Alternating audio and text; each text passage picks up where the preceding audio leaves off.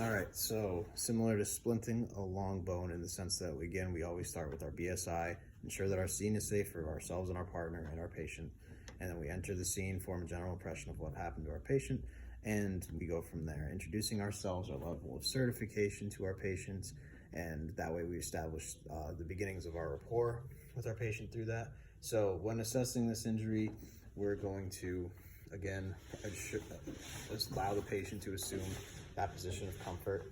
We're going to come in with the splint, and again, before splinting anything, we always assess our CSMs. So can you wiggle your toes, do capillary refill? Can I feel a pedal pulse in this patient?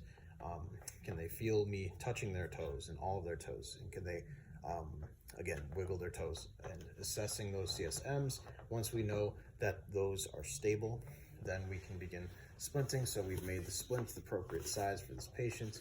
We wrap that around, and then we're going to begin wrapping the cravat around the splint.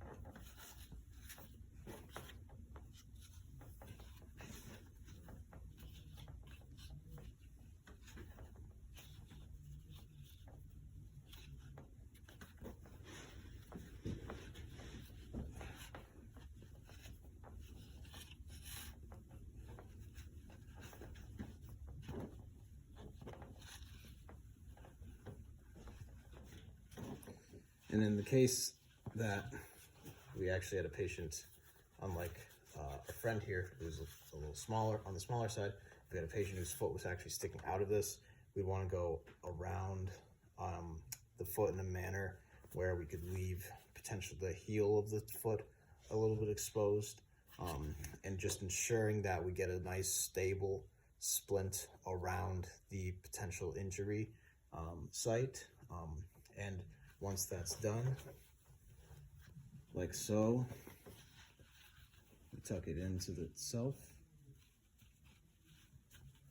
Again, can't see the foot in this case, but we'd assess for CSM, so capillary refills, sensation, to ensure that we didn't cut off circulation in splinting.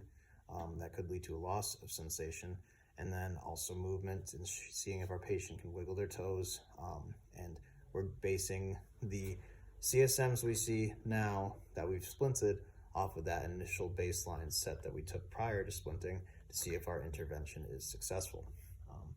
With that being done, that's how you would splint an ankle or lower extremity injury.